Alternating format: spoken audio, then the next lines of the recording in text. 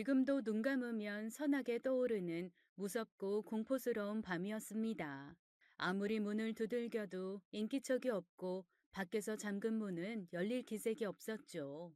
짐승 소리도 두려웠지만 시간이 지날수록 더 겁이 났던 건 동물보다 무서운 사람이 혹시 올까봐였습니다. 그래서 한동안은 문을 덜그럭거리며 살려달라고 빌었지만 해가 떨어질 무렵부터는 오히려 인기척을 죽이고 구석에서 제발 아무도 오지 말라고 이 밤이 지나가기를 빌기 시작했습니다. 하지만 제 소원과는 달리 어둑해질 무렵 밖에서 누가 잠긴 문을 덜그럭거리더군요. 누구세요? 저 소리 지를 거예요? 소리 질러봐야 에이, 올 사람도 없는데. 돌배? 돌배니? 마님이 보냈수. 어머님이 왜? 혹시 나 데리고 오라고 하셔? 신랄 같은 마음으로 물은 제 말에 돌배는 어이가 없다는 듯 제게 툭 대답을 던졌습니다. 아직도 마님을 그리 모르고? 아니 마님이 내가 하고 싶은 대로 갖고 놀다가 뭐 기절이라도 하면 저기 어디 절벽 아래로 던져버리랍디다. 정말 너무 무서웠습니다. 손발이 얼어붙어 도망조차 갈 수 없어 그때 제가 할 수 있는 건 두 다리를 꼭 오므린 채 몸을 고슴도치처럼 말아 힘을 주는 것밖에는 없었습니다. 눈길 한번 곱게 주지 않은 어머님이었지만 그래도 며느리를 쫓아내고 그 밤에 집에서 일하던 마름을 보내 범하하라고 한 건 지금 생각해도 소름 돋게 잔인한 일이었죠. 대체 사람이 어디까지 잔인해질 수 있는 걸까요? 그래도 자기 아들과 몸 섞고 살았던 사람이고 비록 흘리기는 했지만 몇 번씩 손주를 잉태했던 사람인데 이렇게 갖다 버린 것도 모자라 마름을 시켜 겁탈하고 없애버리라는 명을 하다니 정말 너무 두려웠습니다. 돌배야, 제발, 응? 제발. 에휴, 걱정 마소. 나 못 배우고 없이 살아도 사람 새끼요. 손 안 댈 테니까 잠깐이라도 눈 붙이쇼. 동 트기 전에는 도망가야 할 거니까 조금이라도 자야 도망도 가지. 깨고 나서는 멀리 멀리 가쇼. 난 마님한테 내가 신나게 가지고 놀다 진짜로 절벽에서 밀어버렸다고 할라니까. 돌배는 무뚝뚝하게 그 말을 던져놓고 정말 뒤돌아 앉은 채 고개를 푹 숙였습니다. 얼마나 눈물이 났는지요. 그 말을 다 믿을 수는 없었지만 그래도 저한테 눈길 한번 안 주고 돌아앉은 돌배의 등을 보며 저는 스르르 잠이 들었습니다. 얼마나 잤을까요? 돌배가 깨우는 소리에 화들짝 놀라 일어났을 때는 이미 어슴풀에 동이 터오려던 차였습니다. 어서 가슈. 이 폐가 뒤쪽에 보면 예전에 탄광공들이 다니던 길이 있어. 사람들이 잘 모르는 길인데 그래도 제법 잘 나 있어서 그 길만 따라가면 한나절쯤 뒤에 뭐 마을도 나오고 그럴 거요. 그리고 이거 돌배는 주머니에서 뭔가 주섬주섬 꺼냈습니다. 시어머니가 아끼는 패물이었죠. 얼마 전 들인 첩에게 아들만 낳으면 다 넣어주겠다고 호언장담했던 것들이었습니다. 이게 뭐야? 시어머니 거잖아. 이게 왜 너한테 있어? 내가 훔쳤수. 아이 들키면 그쪽이 훔쳐서 달아났다고 하면 되니까. 죽을려니 가지고 달아났다는데 뭐 찾겠나 싶어서 몰래 들고 나왔으니까 가지고 가슈. 다 팔면 그래도 몸도 일방 하나는 얻을 수 있을 거요. 고마워. 고마워, 돌배야.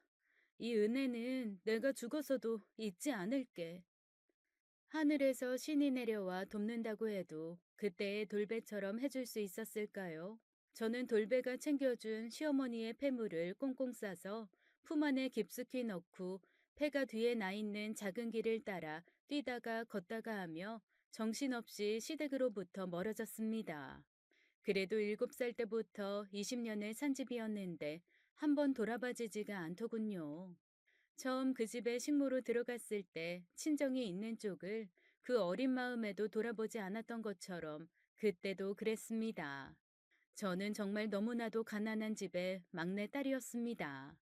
위로 오빠 셋이 있었는데 제일 큰 오빠는 망나니였고 둘째 오빠는 한량이었고 셋째 오빠는 광증 장애가 있었어요.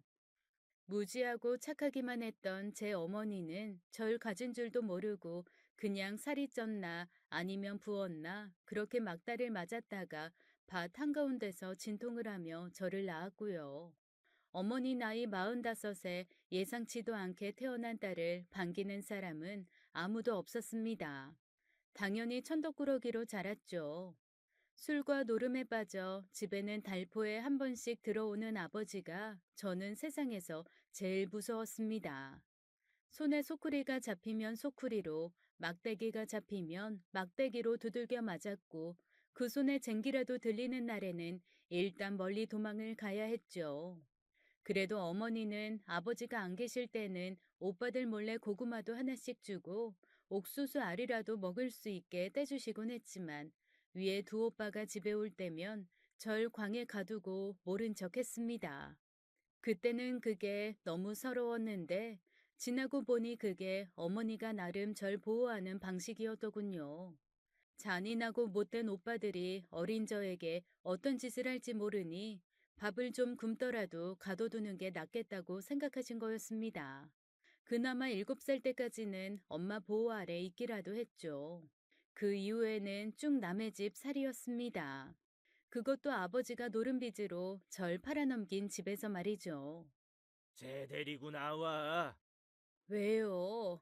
술도 안 마셨는데 왜 그래요, 진짜? 쓸데없이 밥만 축내는 거 내가 옆마을 김간애에 넘겼어. 넘기다니? 그게 무슨 소리예요? 내가 그 집 대감님이랑 투전판에서 한판 겨루는데 집에서 일할 계집아이가 필요하시다잖아. 그래서 내가 돈 대신 저걸 걸었어. 에이씨 여튼 저 가지고 저걸 넘기게 되긴 했는데 대감님이 그래도 사람을 노름값으로 데려오는 건 아니라고 돈푼을 쥐어주시더라고. 내가 아주 싹 씻겨서 보낸다고 했으니까 저거 데리고 나와서 씻겨가지고 그 댁에 보내. 전 그렇게 7살 생일이 되기 전에 어머니 손에 이끌려 옆마을 김씨네 집으로 팔려갔습니다. 처음에는 이 어린 것을 어찌 보내냐고 울던 어머니도 아버지에게 두들겨 맞은 후에는 두말 않고 절 씻겨서 보낼 채비를 하시더라고요. 없는 살림이라 저한테 쥐어줄 것도 없어서 어머니는 제품에 갱엿을 한 판 안겨주었습니다. 너무 배고프면 베어 물지 말고 빨아서 아껴 먹으라는 말과 함께요. 그렇게 작은 갱엿 한 판을 안고 저는 식모로 남의 집 살이를 시작했습니다. 하지만 손도 여물지 않은 계집아이가 할 수 있는 게 뭐 있었겠어요. 그저 이리저리 치이며 혼나고 야단맞고 구박받으며 잔심부름하는 게 전부였죠. 그래도 음식에 야박한 집은 아니어서 처음으로 쌀이 반 이상 되는 밥을 먹어보고 나중에는 부엌에서 일하는 분들이 안쓰러워하며 집어주는 고기며 전도 얻어먹고 그랬습니다. 그 집 어른들은 마님 빼고는 모두 좋은 분들이었어요. 주인 어르신은 일 때문에 거의 집에 안 계셨고 마님이 온 살림을 도맡아 하셨는데 정말 너무 무섭고 싸늘한 분이었습니다. 그나마 제가 눈에 띄지 않고 할 일 얌전히 하는 편이어서 크게 혼난 적이 없었을 뿐 같이 일하던 언니 하나는 마님에게 따귀를 얼마나 세게 맞았는지 귀한 쪽이 안 들리게 될 정도였거든요. 제 친정 부모님은 그래도 자식을 보내놓고 1년에 한 번 생일 때는 절 찾아왔습니다. 자식을 팔고도 살림이 나아지지 않는 건지 아니면 망나니에 사람 구실 못하는 오빠 셋이 부모님의 모든 기운을 다 빨아먹는 건지 볼 때마다 부모님의 몰골은 말이 아니었죠.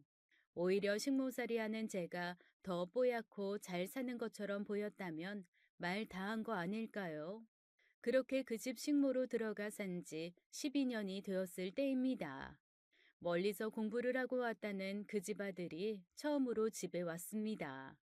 일찍부터 그 집 친척 어르신이 교수로 있다는 외국 어디로 가서 공부를 했다는데 아들이 오기 한 달 전부터 마님이랑 주인 어르신은 온 집안을 몇 번씩 들었다 놨다 했습니다. 아들이 쓸방에 벽지를 2번이나 발랐다가 뜯어내고 이 그림을 걸었다가 저 그림을 걸었다가 난리도 아니었어요. 가구는 또 어떻고요? 싹 새로 들인 가구가 색깔이 마음에 안 든다며 죄 팔아버리고 다시 들이기를 3번, 문짝도 미닫이를 달았다가 여닫이를 달았다가 하며 어느 국가의 왕이 와도 이렇게는 안 하겠다 싶게 유난을 떨더라고요. 어휴, 8대 독자잖아. 이 집에서 신처럼 모시는 스님이 있는데 그 아들이 바다 건너가서 자라지 않으면 살맞는다고 하도 성화를 해서 두 부부가 일주일을 죽다 살게 앓고 나서 아들 유학 보낸 거거든. 어른이 되기 전에 이 땅 밟으면 그 살 그대로 맞는다고 해가지고 딱 성인 되는 생일 하루 지나고 귀국하는 거야. 그러니 얼마나 애가 닳겠어.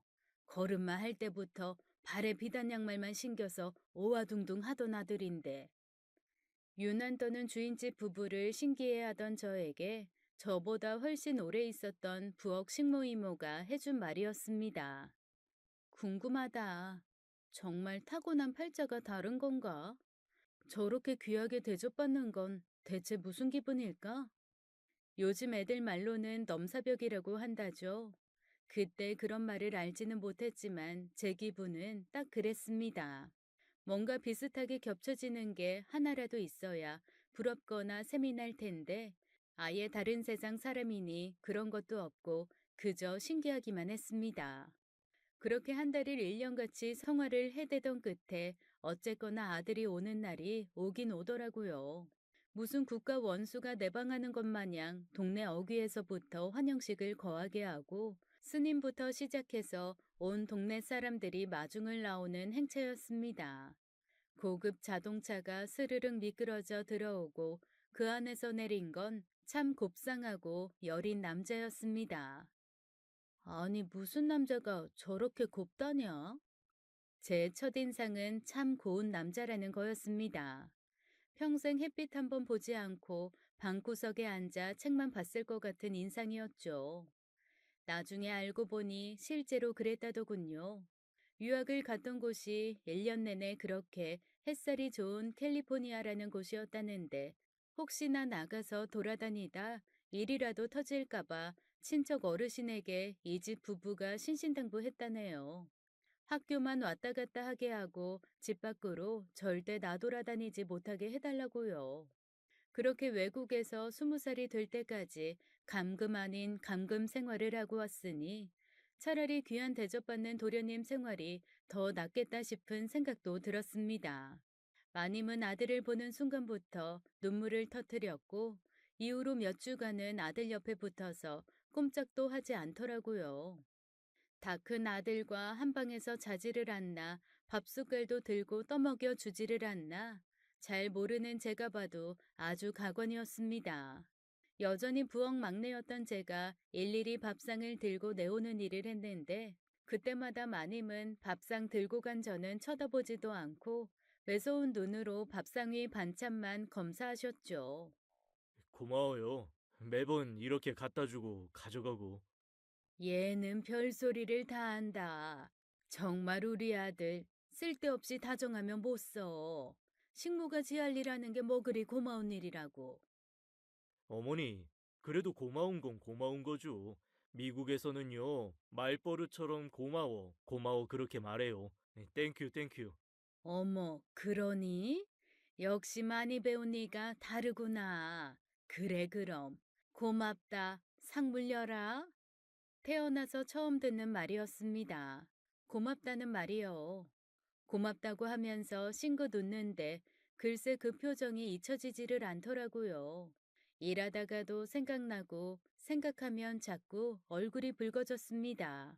괜시리 가슴이 뛰고 명치 아래가 싸르르 하니 묘한 기분이 들기도 했죠. 집으로 돌아온 아들은 별다른 일 없이 그저 책을 읽고 마당을 거닐었습니다. 조선시대에 태어났다면 딱 부잣집 한량자제 그 자체였죠. 취직이 하고 싶다고 했다가 마님에게 혼쭐이 한번 난 후부터는 그냥 소심하게 집에서만 왔다 갔다 하더라고요. 네가 뭐하러 돈을 벌어? 그냥 집에 있다가 애미가 짝지어주는 여자 만나서 알콩달콩 살면서 아들이나 쭉쭉 낳아 키워. 뭐가 아쉬워서 네가 남한테 싫은 소리 들어가며 돈을 버니? 유약해 보이는 건 인상으로 끝이 아니었습니다. 실제로도 자기 엄마가 한마디 하면 반발 한번 못 하더라고요. 그런데 또 그게 그때는 순종적으로 보이고 착해 보였습니다. 제 눈에 콩깍지가 씌인 거죠. 언감생심 분에 맞지 않는 짝사랑이 시작된 겁니다. 그렇게 집으로 아들이 들어온 지 몇 달 뒤에 주인집 부부가 어쩔 수 없이 보름 정도 서울에 함께 올라가야 하는 일이 생겼습니다. 아들 혼자 두고 갈 수 없다고 버티던 마님도 이번에는 같이 가야 한다는 완강한 주인 어르신 말에 어쩔 수 없이 따라 나섰죠. 그렇다면 데리고 가겠다는 말도 주인 어르신에게 거절당한 후 마님은 몹시 불편한 심기를 여기저기에 퍼뜨리고 다니며 신경질을 부렸습니다. 거의 2주나 되는 시간 동안 자기가 없는 집에 식솔들만 남기고 가면 재산을 죄 훔쳐 달아날 거라고 생각했는지 평생 한 번도 그래 본 적 없는 사람이 글쎄 휴가를 다 주더라고요. 다른 식모며 마름은 다 휴가를 받아 갈 곳이 있었지만 전 아니었습니다. 대체 휴가라는 걸 받으면 어디로 가야 하나? 망나니 오빠들이 있는 집으로 가봐야 얻어맞기만 할 텐데 어쩌지 고민만 깊어질 때쯤 마님이 절 부르셨습니다. 너 어차피 갈 데 없지? 넌 집에 남아있거라. 딴짓 할 생각 말고 얌전히 내 아들 삼시세끼 밥 챙겨라. 부엌 외에는 들락거릴 생각 말고 차라리 다행이다 싶었습니다. 밥하는 거야 늘 하는 거니 어려울 것도 없고 양 적은 아드님 먹는 거 차리는 건 더더욱 별일 아니었거든요. 오히려 익숙한 제 방에서 잠자고 건드리는 사람 없이 쉬는 것, 그게 저한테는 최고의 휴가였죠. 이게 웬 행운이냐 싶어서 얼른 그러겠다고 했습니다. 마님은 고기가 몇 장 남았는지, 반찬거리가 얼마나 남았는지 꼼꼼히 다 검사를 한 후 제게 마지못해 부엌 열쇠를 넘겨주었죠. 그렇게 보름의 휴가가 시작되었습니다. 행복까지는 아니더라도 처음으로 편안함을 느낄 줄 알았던 그 휴가가 첫날부터 그렇게 아프게 뭉개질 줄은 꿈에도 생각하지 못했어요. 삼시세끼 주인집 아들 밥을 다 챙겨 방으로 가져다 주고 가지고 나온 것까지는 평소와 같았습니다. 저녁 8시쯤 아들 방 불이 꺼지길래 저도 이 집에 온 지 십수년 만에 처음으로 두 발 활짝 뻗고 잘 생각에 설레는 가슴을 안고 누웠죠. 하루 종일 밥 차려 들락거리며 흘끔흘끔 봤던 주인집 아들 얼굴을 떠올리며 혼자 배시시 웃던 그때 제 방문이 벌컥 열렸습니다. 그리고 얼굴이 벌겋게 달아오른 아들이 제 방으로 들어오더군요. 너무 놀라 뭐라 할 말을 찾기도 전에 아들의 입술이 제 입술을 덮었습니다. 손은 제 몸을 더듬었고 그렇게 저는 첫날 밤 아닌 첫날 밤을 얼결에 치르고 말았죠. 다음 날 아침 온갖 흔적이 남아있는 이불을 빨면서 얼마나 울었는지 모릅니다. 더 무서웠던 건 전날 밤이 아무도 없는 이 집의 첫날이라는 거였습니다. 앞으로 남은 보름 동안 또 어떤 일이 벌어질지 모른다는 거였고요. 제 생각은 틀리지 않았습니다. 아무도 없는 집에서 유아독존 왕이 된 아들은 평소 보던 모습과 완전 정반대의 모습이 되어 수시로 절 겁탈했어요. 낮도 밤도 없었고 장소도 상관없었죠. 전 그저 이를 악물고 당하고 있는 수밖에 없었습니다. 그렇게 보름 동안 저는 철저하게 그 집에 고립된 채 주인집 아들의 누리개가 되었죠. 차라리 손찌검을 하고 괴롭히는 마님이 하루라도 일찍 돌아오시길, 비아냥거리고 골탕 먹이는 제 위의 식모님이 며칠이라도 먼저 오길 얼마나 빌었는지 모릅니다. 부모님에게 억눌려 그저 얌전하고 조신하기만 했던 아들은 아무도 없자 제 큰 오라비 같은 망나니가 되더군요. 험하고 더러운 말을 제 귀에 쏟아 넣으며 저를 괴롭히고 또 괴롭혔습니다. 그렇게 지옥 같은 보름이 지나갔어요. 괜찮아. 아무도 모를 거야. 마님만 오시면 이런 일도 없을 거야. 다들 오면 괜찮아질 거야. 이 말만을 주문처럼 외운 채 보름이 지나고 저는 일상으로 돌아왔습니다. 고되게 노동하는 게 이렇게 행복한 건 줄 처음 알았어요. 아들을 잘 모셨냐는 캐묻는 마님말에 덜덜 떨면서 그렇다고 대답하는 게 얼마나 무서웠는지요. 그래도 더 이상은 아들에게 희롱당하지 않을 수 있다는 게 제 유일한 희망이었지만 신은 그때도 제 편이 아니었습니다. 한 번 절 괴롭히는데 맛을 들인 아들은 교묘하게 절 계속 괴롭히더군요. 모두가 잠든 밤 야식을 가져오라 지시를 하고는 소리도 못 내게 입을 막고 절 가지고 놀았습니다. 점심상을 물린 후 가지러 갔을 때도 한 번씩 일을 치르고 저는 누가 알세라 볼세라 허둥지둥 뒤처리를 하며 나오기 일쑤였죠. 하지만 한 집안에서 그게 들키지 않을 리가 없죠. 아랫도리를 움켜쥐고 밤에 그 방에서 나오는 걸 마름에게 들키고 점심상을 가지러 갔다가 오지 않는 절 찾으러 왔던 식모에게 들키고 결국 저는 머리채를 잡힌 채 마님 앞에 내동댕이 쳐졌습니다. 당장이라도 절 죽일 것처럼 펄펄 뛰는 마님 앞에서 저는 너무 두려운 나머지 토악질을 해댔죠. 그런데 그걸 본 마님이 갑자기 들었던 매를 조용히 내려놓으시더군요. 그리고 바로 절 데리고 병원으로 갔습니다. 임신입니다. 3개월 좀 넘었고 자궁벽이 좀 약해서 절대 안정이 필요합니다. 청천벽력 같은 얘기였습니다. 마님은 귀한 아들은 차마 잡지 못하고 저한테만 악다구니를 하다가 결국 몸져 누웠어요. 주인집 아들을 바다 건너로 보냈다던 그 스님이 와서 한마디 하기 전까지 전 그 집의 천덕꾸러기였죠. 태중에 아드님이 계시네. 아, 귀한 아드님이야. 세상에 그 한마디에 마님이 벌떡 일어나시더군요. 그리고 본인 눈에 흙이 들어가기 전까지 사생아는 볼 수 없다며 아들과 저를 결혼시켰습니다. 귀한 아들 결혼임에도 식은 몹시 조촐했어요. 동네 사람 하나 부르지 않고 친척들 몇만 불러 집 마당에서 절 한 번 하고 끝냈으니까요. 이번에도 주인집 아들, 아니 남편은 말 한마디 없이 마님 의견에 따르더군요. 식은 올렸고 며느리가 되었지만 제 처지는 변한 게 없었습니다. 그저 잠자리가 식모방에서 주인집 안에 있는 방으로 변한 것 뿐이었죠. 남편은 절 아내가 아닌 성욕의 도구로만 봤습니다. 절대 안정이 필요하다고 했지만 그건 저한테만 해당되는 얘기였지 남편이나 시어머니에게는 해당되지 않는 말이었죠. 여전히 남편은 자기가 하고 싶을 때 절 덮쳤고 시어머니는 온갖 시집살이를 창의적으로 만들어내서 절 괴롭혔습니다. 없던 새벽 문안이 생기고 아이의 건강과 아들의 무사 출산을 위해 2시간 이상씩 불공을 들여야 했죠.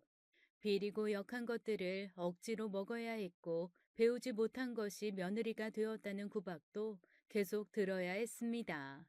만약 이때 남편이 저를 조금만이라도 따뜻하게 봐주고 안아줬다면 아마 전 참고 견딜 수 있었을 거예요. 그런데 유약한 데다 자기 어머니라면 벌벌 떨었던 남편은 어머니에게서 받은 스트레스를 저와의 잠자리에서 모두 푸는 사람이었습니다. 친정이라도 번듯하면 핑계김에 친정에 가서 좀 있다 오고 싶었는데 셋째 오빠의 정신질환은 점점 더 심해지고 있었고 첫째, 둘째 오빠는 하루가 멀다 하고 험한 사람들이 죽이겠다고 찾아오는 판이었습니다. 부모님이 오히려 도망을 가서 숨어 있을 곳 없냐고 물어보는 형편에 친정은 더욱 갈 곳이 못 되었죠. 오히려 심술궂게 굴던 식모 언니들이 제 팔자만큼 기구한 것도 없다며 몰래 고기도 삶아주고 시큼한 귤도 하나씩 구해다 주고 하며 절 보살펴 주었습니다. 그렇게 어떻게든 아들 낳고 사람 취급받으며 살아보겠다고 버티던 어느 날 친정 부모님이 돌아가셨다는 소식이 들렸어요. 광증에 시달리던 셋째 오빠가 결국 집에 불을 질렀고 2분 다 빠져나오시지 못했다네요. 그나마 조금 남아있던 세가는 첫째, 둘째 오빠 둘이 서로 갖겠다고 싸움을 하다가 싹 다 털어 가져갔다는 게 제가 들은 마지막 소식이었습니다. 그나마 아이 가진 몸으로 장례식 가면 안 된다고 시부모님이 철저하게 숨기는 바람에 전 부모님 돌아가시고 사구제까지 다 지낸 후에야 그 소식을 들었습니다. 정없고 애정도 없는 부모지만 그래도 천륜이라 하늘이 무너지더라고요. 그 자리에서 혼절을 하고 몇 시간 만에 울면서 깨어났습니다. 그리고 며칠 뒤 아이도 이런 박복한 엄마는 싫었는지 후루룩 붉은 꽃이 되어서 흘러가 버리더군요. 임신 5개월째 되던 때였습니다. 유산을 하자 시어머니는 저를 사람 취급도 하지 않았어요. 귀한 자손 흘린 천하의 못된 망할 것이 되어 있는 구박 없는 구박 다 받았죠. 시집살이는 더 고되졌고 남편의 성적인 횡포도 점점 더해갔습니다. 몸도 마음도 피폐하기 이루 말할 수가 없었죠. 그래도 아이는 잘 들어서는 몸이었는지 그 후로도 2번을 더 임신했습니다. 하지만 2번 다 몇 개월 품지 못하고 떠나보냈고 그럴 때마다 시어머니는 집안 말아먹을 년이 들어왔다고 펄펄 뛰었습니다. 이 망할 년, 네가 아주 이 집안을 말아먹으려고 작정을 했구나. 작정을 했어. 어머니, 제가 그러고 싶어서 그런 게 아니. 입 다물어. 어디서 어머니야, 어머니는? 넌 그냥 앞으로 죽은 듯 살아. 그냥 집안일이나 하고 내 아들 놀이개로 살아 그냥. 내가 이 집안 씨는 다른 데서 이어야겠다. 행여 눈 사납게 뜨거나 뭐라고 말이라도 한마디 했다가는 그나마 밥이나 먹는 이 집에서도 알몸뚱이로 쫓겨날 줄 알아. 그리고 어머니는 젊고 복스러운 여자 하나를 집으로 들이셨어요. 제 자리를 대신할 새 며느리였죠. 오늘 새아가랑 합방하는 길이리니 방에 이부자리 정성껏 깔아라. 부정타지 않게 입에 끈 꼭 물고. 갖은 미신을 다 믿는 어머니는 제 입에 하얀 끈을 꽉 물려 묶은 채 제 남편과 다른 여자의 첫날 밤을 준비하게 시켰습니다. 아무리 정없이 산다지만 그래도 남편인데 그런 남편이 다른 여자와 하는 잠자리를 마련하는데 정말 억장이 무너지더라고요. 자리를 펴고 하얀 볼을 깔고 원한 금침을 놓고 나오는데 눈물이 뚝뚝 떨어졌습니다. 행여 또 어머님이 보시면 매질이 날아올 게 뻔한지라 얼른 자리를 피하려는데 첩으로 들어올 그 여자가 절 잡더라고요. 형님, 제가 형님이라고 불러도 되죠? 애교스럽게 착 감기는 여자를 보며 당황한 저는 입에 묶인 끈이 창피해서 고개를 돌리고 조용히 고개를 끄덕였습니다. 그리고 얼른 자리를 피했죠. 넌 오늘 밤새 자지 말고 그 끈 묶은 채로 애들 첫날 밤 치르는 방 앞에서 치성을 드리거라. 한 번에 아들이 들어설 수 있게 빌고 또 빌어. 어쩌겠습니까? 시키는 대로 해야죠. 그날 밤 저는 밤새 시어머니가 시키는 대로 그 방 앞에서 무릎을 꿇고 빌었습니다. 솔직히 말하면 아들이 생기게 해달라고 빈 게 아니라 그냥 이 생활이 끝나게 해달라고 빌었죠. 저랑 할 때와는 다르게 부드럽고 친절한 남편과 그 여자의 교성을 들으며 전 그렇게 빌고 또 빌었습니다. 그리고 다음 날 아침 2사람의 흔적이 고스란히 남을 침구를 빨면서도 계속 빌고 빌었어요. 무슨 신이건 절 불쌍히 여기신다면 그냥 이 생활을 끝내게 해주세요. 벗어나게 해주세요. 그때였습니다. 대노한 시어머니가 절 찾는 소리가 들렸죠. 너, 네가 미친 거냐? 영문도 모른 채 전 머리끄댕이가 잡혀 마당에 내동댕이 쳐졌습니다. 네가 뭔데? 새아가 보고 형님이라 부르라 마라 명을 해. 너 내가 입 다물라고 끈까지 물렸는데 귀한 자손 이으러 온 애한테 뭐? 형님? 니까지 깨? 어머니, 제가 그런 게 아니라. 네가 그런 게 아니면 첫날 밤 잘 치르고 인사 온 애가 왜 갑자기 눈물바람을 하면서 그 얘기를 하니? 그럼 걔가 없는 얘기 지어냈니? 고개를 들어보니 남편과 첫날 밤을 치룬 그 여자가 셀쭉한 얼굴로 남편 뒤에 몸을 숨기고 절 보고 있더군요. 제가 불편할 수는 있었겠지만 그런 식으로 모함을 할 줄은 몰랐습니다. 시어머니는 제 얘기는 듣지도 않고 펄펄 뛰시다가 결국 이렇게 말하더군요. 짐 싸라. 이 집에 올 때 너 옷 한 벌 입고 왔다. 네 짐이랄 거 없겠지만 옷까지 몇 개 챙기는 건 내가 너그럽게 허락할 테니 당장 짐 싸. 쓸데없이 쉬는 그동안 바란 숱한 소원은 들은 척도 안 하더니 이 생활에서 벗어나게 해달라는 소원은 참 빨리도 들어주더군요. 당장 나가면 갈 데도 없이 막막한데 옷보따리 하나 딱 들었더니 정말 주저없이 절 차에 밀어 넣었습니다. 미운정 고운정 들었던 주방 식구들, 같이 일하던 사람들과 인사 한마디 할 시간도 남편 얼굴 한번 볼 잠도 없었어요. 그리고 어디로 가는지도 몰랐고요. 절 차에 실은 기사는 말없이 산길을 오르더니 반항하는 절 끌고 산 중턱에 폐가로 갔습니다. 그리고 절 그 안으로 집어넣고 밖에서 문을 잠가버렸죠. 그제야 전 시어머니가 절 그냥 내쫓은 것이 아니라 굶어 죽던 무서워 죽던 그냥 죽으라고 내보낸 것을 알았어요. 아무리 울고 소리를 질러도 사람 하나 없는 폐가는 예전에 무당이 있던 곳이었는지 빛바래고 무서운 그림들, 정체를 알 수 없는 기구들이 가득했습니다.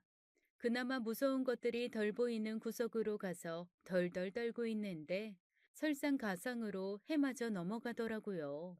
어둠이 밀려온 폐가는 공포 그 자체였습니다.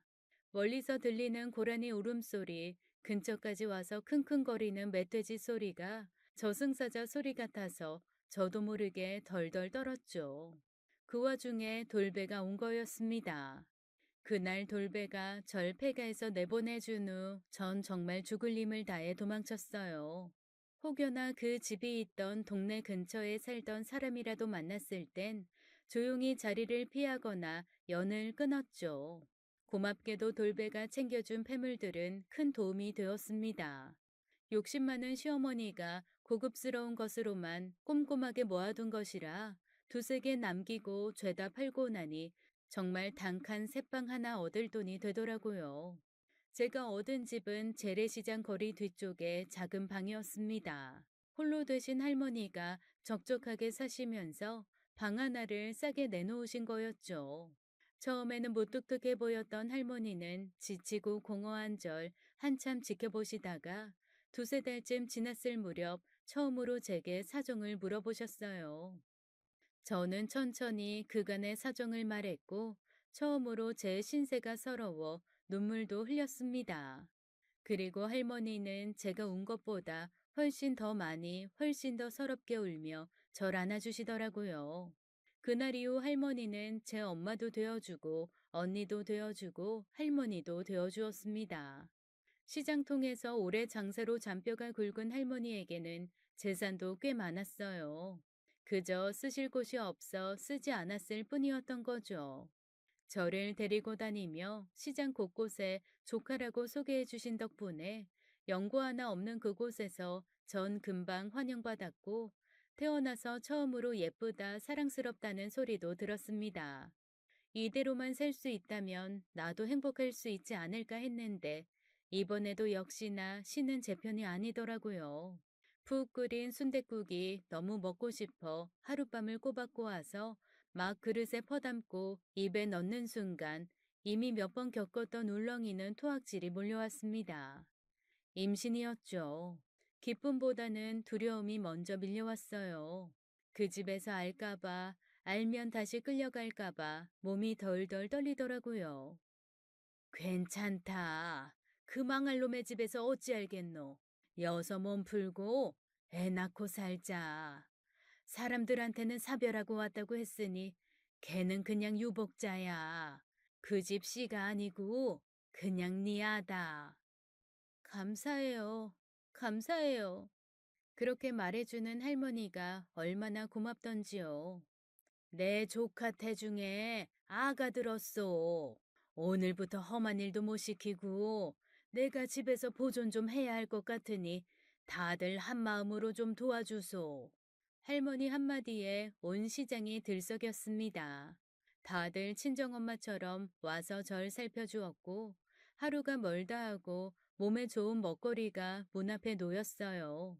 할머니는 끼니마다 고기에 생선에 한 상을 차려 내주었고, 아이 낳고 살려면 단칸방은 힘들다고 시장 사람들과 함께 작은 집도 알아봐 주셨죠. 가게가 딸린 방 두 칸짜리 집은 제가 장사를 하면서 아이와 함께 살기에 충분한 그런 곳이었습니다. 그렇게 제 아이는 시장 모두의 사랑과 관심을 받으며 건강하게 태어났어요. 아들이었죠. 장하다, 장하다, 우리 조카. 태어난 아들을 품에 안고 젖을 물리던 그 순간을 전 잊을 수가 없습니다.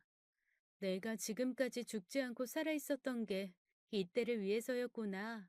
내 새끼한테 젖 물리는 이 순간을 위해서였어. 비로소 정말 행복하더라고요. 아들은 제 아빠의 좋은 머리만 닮고 나머지는 죄다 절 닮았습니다.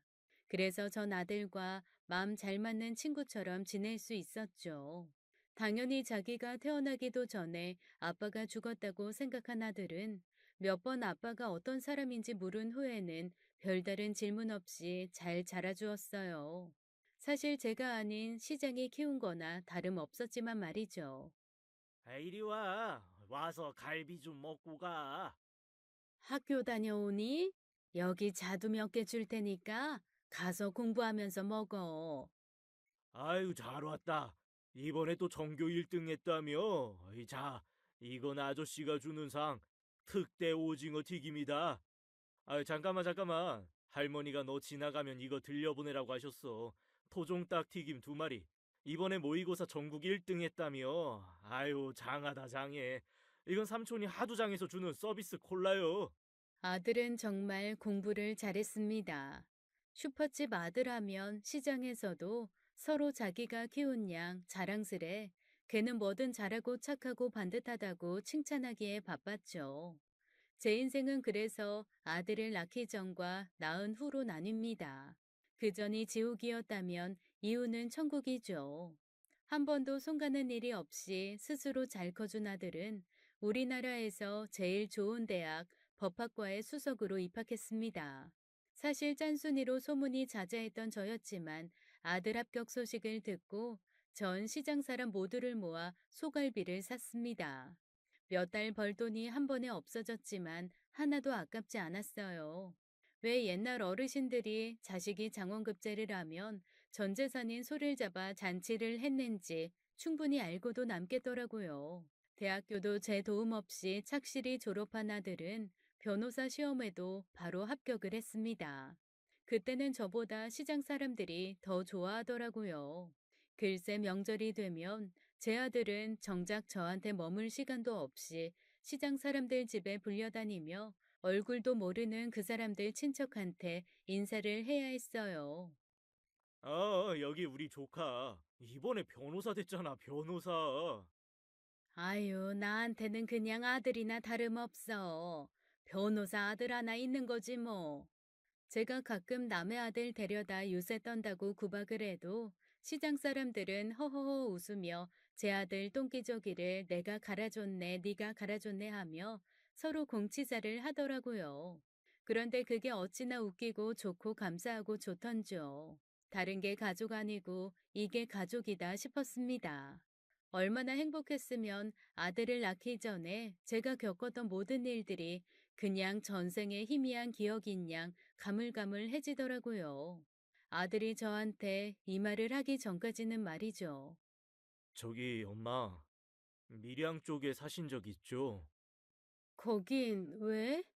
사실은 오래전부터 궁금했거든요. 엄마가 아버지 이름도 말 안 해주시고 그냥 일찍 돌아가셨다고만 해서 할머니랑 엄마랑 하시던 얘기 토대로 제가 그냥 좀 알아봤어요. 대체 왜? 그냥 궁금해서요. 그래서 어떻게 찾다 찾다 사람을 하나 찾았는데 그분이 밀양 분이시더라고요. 갑자기 심장이 걷잡을 수 없이 뛰기 시작했습니다. 현기증도 나고 숨이 안 쉬어지더라고요. 뭔가 구역질이 나고 속이 미식거렸어요. 하얗게 질려가는 제 얼굴을 보고 아들이 몹시 당황하더군요. 엄마 왜 그래요?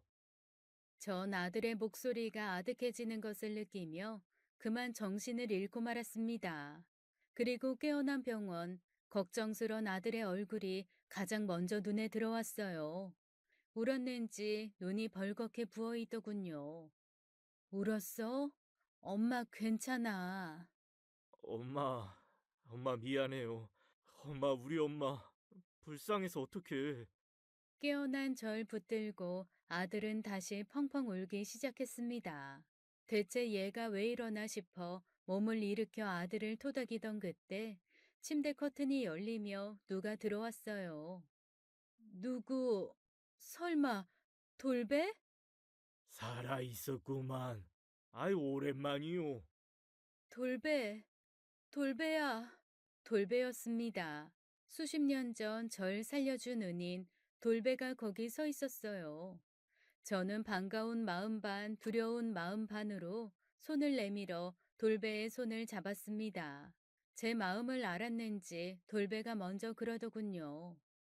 내 그 집에는 입도 뻥끗 안 했으니 걱정 마소. 그래, 그래. 어떻게 살았어? 뭐 그냥저냥 살았지. 나 그래도 당신 덕을 좀 봤지. 내 덕을 보다니? 그 집에서는 내가 당신을 해친 줄 알잖아. 내 입 막으려고 아주 큰 돈을 쥐어주고 뚝 떨어진 데다가 양곡간 하나 내어주더라고. 그게 잘 돼서 지금 밀양 지역에서 나가는 농작물 중에 내 손 안 거치는 거 없을걸. 잘 됐다. 잘 됐어. 그러게. 아이 난 잘 됐는데 그 집은 잘 안 됐어. 굳이 듣고 싶지 않은 소식이었지만 돌배는 주절주절 말을 시작했습니다. 아이고 쫓겨나기 전에 들어왔던 여자 있었잖아. 둥둥하니 허연. 응, 알지. 임신을 하긴 했는데 이 딸을 사산하러 나왔어. 몸 풀자마자 맨몸으로 쫓겨나고 몇 달을 대문 두드리며 악다구니를 해서 뭐 아주 고생을 했지. 그랬구나. 그 이후로도 세 명인지 네 명인지 아니 뭐 여튼 임신을 한 처자도 있었고 결국 못한 처자도 있었는데 아유 어쨌건 그 집에 아들은커녕 딸도 없소. 한 명도? 뭐 동네 사람들이 다 수근거렸지 뭐. 독하게 하더니 벌 받았다고 하는 사람들도 있고. 여튼 주인집 마님이랑 사장님은 결국 그렇게 안달하던 자손 못 보고 정말 눈 뜨고 돌아가시고 그 아들도 부모 다 가고 나서는 집 싹 정리해서 어디로 옮겼어. 나중에는 그 아들이 더했어. 자식 집착. 갑자기 소름이 쫙 돋았습니다. 그 집착이 심했다는 사람이 지금 제 아들의 존재를 알면 가만두지 않을 것 같았거든요. 저기 돌배야. 말 안 해도 알아. 모르는 척 할 거야. 근데 자네 아들이 어떻게 알았는지 날 찾아와서 그쪽에 대해 꼬치꼬치 물어가지고 난 처음에 그 집에서 또 찾아서 해코지 하려는 줄 알고 입을 다물었는데 아들이라고 하대? 응, 나이 들어보니 맞던데 맞아? 그 집 맞아? 응. 제 말을 듣고 돌배는 깊은 한숨을 쉬더라고요. 그리고는 손을 들어 제 어깨를 두어 번 툭툭 치고 그랬습니다. 난 그냥 오늘 이 병원에 아는 사람 입원했다 해서 잠깐 보러 온 거고 이 자네는 본 적이 없는 거네. 그냥 그렇게 하자고. 눈물을 흘리며 고개를 끄덕이는 저를 돌배가 보면서 가만히 고개를 끄덕이고 나갔습니다. 그리고 바로 아들이 들어오더군요. 아들은 저를 꼭 끌어안고 꺽꺽거리는 소리를 참으며 한참을 울었습니다. 아마도 돌배에게 모든 얘기를 다 들었겠죠. 괜찮아. 엄마 하나도 기억 안 나. 엄마는 그냥 너 낳고 난 후부터만 기억나. 그냥 그때부터가 내 인생이거든. 엄마 미안해요. 그냥 난 내 뿌리가 뭔지 궁금했던 거였는데 그게 엄마의 아프고 아픈 과거를 건드릴 줄은 몰랐어요. 엄마 진짜 죄송해요. 죄송해요. 네가 미안할 일 아니라니까. 엄마 진짜 괜찮아, 응? 우리 엄마가 날 어떻게 키웠는데, 나쁜 사람들, 진짜 나쁜 사람들. 다 큰아들이 그렇게 우는 걸 보니 제 마음도 무너지는 것 같았습니다. 한편으로는 절 위해 그렇게 울어주는 아들이 고맙기도 했지만 오랜 시간 잊고 지냈던 그 집 소식에 마음 한구석이 좀 찜찜하기도 했죠. 그리고 절대 말 안 하겠다고 한 돌배지만 사실 그걸 다 믿을 수 있는 것도 아니었고요. 그렇다고 해서 당장 모든 것을 정리해서 살던 곳을 떠날 수도 없는 노릇이었습니다. 지금 와서 뭘 어쩌겠어. 나도 이제 70이 가깝고 내 아들은 든든한 변호사 성인인데 지네들이 뭐 어쩔 거야? 솔직히 지금 저와 아들의 존재를 안다 한들 다 큰아들을 뺏어갈 수도 없을 거고 절 죽일 수도 없을 테니 별로 두려울 건 없었습니다. 그저 신경 쓰이는 게 귀찮을 뿐이었죠. 그렇게 아들과 저는 병원에서 나온 후 서로 그 일에 대해서는 한마디도 하지 않았습니다. 굳이 들춰낼 필요도 없는 일이었죠. 찜찜하기는 했지만 그렇게 넘어가다 보다 하며 살던 어느 날 나이 든 남자 하나가 저희 모자를 찾아오기 전까지는 예전의 평화가 계속되는 듯 했어요. 유산 집행 때문에 찾아뵈었습니다. 나이 든 남자가 내민 명함을 받아든 아들의 표정이 차가워지더군요. 아드님도 변호사시죠? 그렇다면 저희 얘기가 좀 더 빠르고 수월할 것 같은데, 일단 자리 옮겨서 말씀하시죠. 변호사라는 남자와 아들은 아주 오랜 시간 긴 이야기를 했습니다. 그 남자가 돌아간 후 아들은 전에 없이 심각한 얼굴로 혼자 골똘히 생각에 잠겨 있더군요. 무슨 일이야? 무슨 유산? 엄마, 아버지가 살아있다네? 아들의 말을 듣고 전 털썩 주저앉아 버렸습니다. 까마득하게 잊고 있던 과거 기억이 갑자기 총천연색으로 일제히 되살아나더군요. 살아있다니. 너 찾는데? 돌배 그 자식이 결국 입을 연 거야? 그건 아닌 것 같아. 여튼 저 변호사 말로는 부모님 돌아가시고, 그러니까 나한테 할머니, 할아버지지. 엄마를 사방으로 수소문해서 찾았다나 봐. 돌베라는 그분이 엄마를 절벽에서 밀었다고 했는데, 몰래 사람 보내서 찾아본 절벽 아래에 엄마가 없어서 도망갔다는 걸 진즉에 알고 있었대요. 그래서 사방 찾다가 어떻게 행적을 쫓긴 했는데, 여기 사장분들이 아마 다 입을 다물고 말씀들을 안 해주셨던 것 같아요. 난 한 번도 나 찾는다는 얘기를 듣지 못했는데. 다들 한 마음으로 숨겨주신 거죠. 이 시장 근처까지도 와서 수소문하고 뒤지고 했다 하더라고요.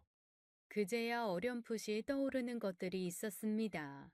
가게를 열어야 하는데 굳이 가게 문 닫고 자기 집 와서 일 도와달라 부르고는 정작 일이라고는 주지도 않고 방 안에서 내도록 먹고 자게 했던 언니부터 갑자기 어디 좀 가자고 저와 아들을 끌고 소풍 아닌 소풍을 갔던 할머니, 괜시리 자기 가게 두고 제 가게에 와서 대신 장사를 해주었던 사장님들, 아마 저와 아들을 찾는 사람들이 시장에 어슬렁거렸을 무렵 다들 그렇게 제가 알아채지 못하게 우리 모자를 지켰던 거였습니다. 결국 그래서 못 찾고 있다가 얼마 전에 돌베라는 분이 올라오는 걸 보고 따라붙은 모양이에요. 그랬구나. 내 주변을 돌다가 머리카락이랑 그런 거 몰래 갖고 이 친자 확인을 한 모양이야. 그거 불법 아니니? 아이고 엄마, 그건 제가 알아서 처리할 거고 중요한 건 내가 아들인 걸 알고 그 집에서 변호사를 보낸 거예요. 유일한 상속자라서. 돈 준다고? 엄마, 유산이 100억이 넘는다네. 아들의 말에 머릿속이 댕 하더라고요. 이게 로또인 건가 싶다가도 다시 그 집에 코 꿰는 거 아닌가 싶고 복잡한 마음 가운데 이건 제가 결정할 일이 아니다 싶었습니다. 네가 알아서 해.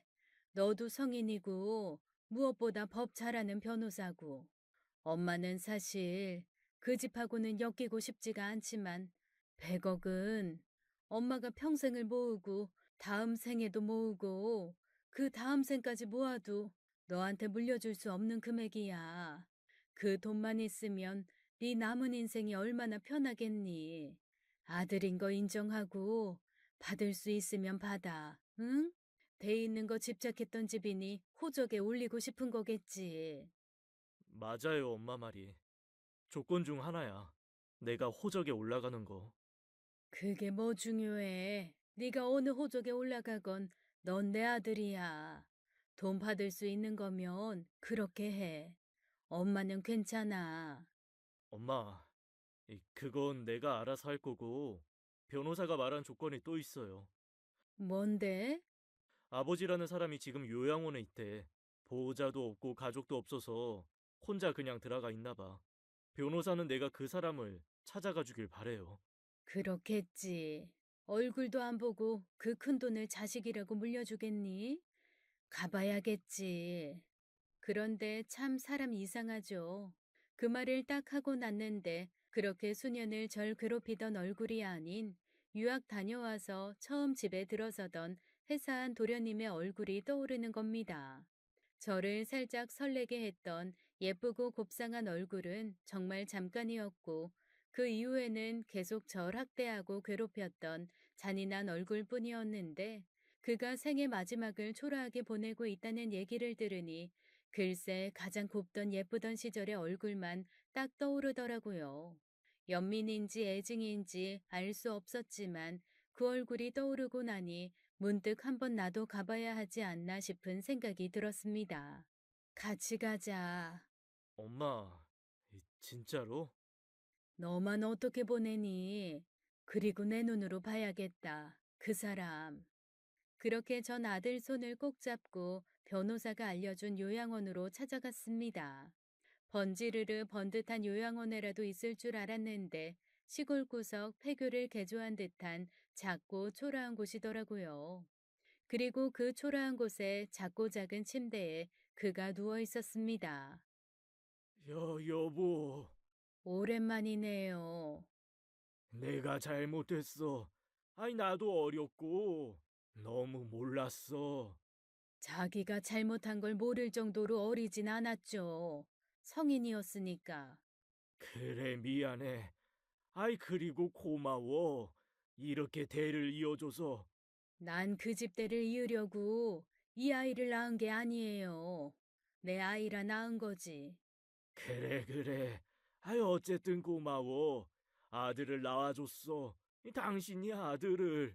그 사람은 여전히 정신을 못 차리고 있었습니다. 자손에 집착하던 시어머니의 모습이 그대로 그 사람에게 가서 더 쉬워진 것 같더군요. 제가 아무리 그 집 자손이 아니라고 선을 그어도 그는 계속 저에게 아들을 낳아줘 고맙다, 자손을 낳아줘 고맙다, 대를 잇게 해줘서 고맙다는 말만 반복했습니다. 내가 재산이 많아. 이 변호사한테 들었지. 그거 다 내 아들한테 줄게. 안 그래도 그 재산 내가 죽고 나서 늑대 새끼들 같은 친척들이 나눠 가질 거 생각하면 자다가도 벌떡 일어나서 가슴을 쳤는데 그래도 당신 덕에 내가 한은 안 품고 가게 생겼어. 호적에만 올리게 해줘. 어? 그리고 우리 부모님이랑 내 제사만 챙겨줘. 부탁할게. 내가 결정할 일은 아니죠. 나한테 부탁할 일도 아니고. 어쩜 사람이 저렇게 끝까지 뻔뻔할 수가 있을까요? 평생 한 가지 아집만 가지고 살아온 사람은 죽는 순간까지 그것만 잡고 늘어지더군요. 제가 혼자 아들을 키우며 지낸 세월이 어땠는지 한마디 묻지도 않고 그때 정말 미안했노라 진심으로 사과도 하지 않았습니다. 그저 호적에 올려 정식으로 집안의 대를 이을 자손이 생기는 것, 그것만을 위해 대충 미안하다는 말도 하고 잘못했다는 말도 하는 게 확연하게 느껴졌어요. 한 발짝 뒤에 서서 이 모든 것을 보고 있던 아들도 같은 생각을 한 듯 했습니다. 어머니, 가시죠. 가기로 어디 가냐? 내가 네 애비다. 내가 네 아빠야. 전 아버지가 없습니다. 무슨 소리야? 네 엄마가 몰래 도망가지만 않았어도 내가 널 그렇게 고생하게 두지 않았어. 떵떵거리며 장씨 집안 9대 독자로 귀하게 키웠지. 옷보따리 하나 주고 쫓아낸 것도 모자라 일하는 사람 시켜 없애버리라고 하신 거 알고 있습니다. 지금 와서 딴소리 마세요. 전 쭉 아버지가 없었고 앞으로도 없을 겁니다. 오늘은 어머니께서 묵은 인형 정리하시겠다고 해서 같이 온 것뿐이에요. 오늘 이후로는 저도 어머니도 보실 일 없을 겁니다. 아들의 말을 듣고 남편은 눈에서 살벌한 빛을 내뿜으며 새된 소리를 지르기 시작했어요. 세상에 얼마나 그 모습이 시어머니랑 똑같은지 소름이 쫙 돋더군요. 네가 아무리 그래도 천륜을 끊을 수는 없다. 넌 내 아들이야. 이 장씨 집안 9대 독자. 내 아들이라고. 제 성은 장씨가 아니라 박씨예요. 제 어머니 호적이 제가 있을 곳이고요. 죄송하지만 어르신은 저와 아무런 관계가 없으신 분이에요. 몸조리 잘하시고 평안하십시오. 엄마 가요, 우리. 아들은 제 손을 꼭 잡고 절 일으켰습니다. 담담하게 제 아빠에게 할 말 다 하길래 괜찮은 건 줄 알았는데 가늘게 떨리는 아들의 손이 촉촉하게 젖어 있었어요. 그런 아들의 손을 제가 더 꼭 잡아주었죠. 갑니다. 돌아 나오는 저희 모자 뒤로 그 사람은 온갖 쌍욕을 퍼부으며 패악질을 해댔습니다. 그러거나 말거나 저희 둘은 돌아보지도 않고 병원을 나왔죠. 너 돈 아쉽지 않겠어? 엄마, 엄마 젊은 날에 피눈물이 묻은 돈 내가 받아서 그걸로 뭐 얼마나 잘 산다고. 엄마 아들 충분히 벌어요. 엄마가 걱정 안 해도 될 만큼 잘 번다고. 생각보다 나 꽤 능력 있는 변호사예요, 엄마. 저 돈 안 받아도 돼요. 그래, 고맙다. 엄마가 그랬잖아요. 다른 사람들은 우리 아들 이러는데 난 어렸을 때부터 엄마가 내 아들 이런 게 기억에 남거든. 그때부터 아, 우리 엄마한테는 내가 그냥 엄마 아들이구나. 다른 사람이랑 공유하는 존재가 아니구나 하고. 그러니까 저 그냥 앞으로도 엄마 아들로 살래요. 너 그래도 좋은 여자 있으면 데려와야 해. 마마보이는 싫다 난. 난 며느리 진짜 예뻐할 거고 너 미련 없이 줘버릴 거야. 아이, 엄마 좀.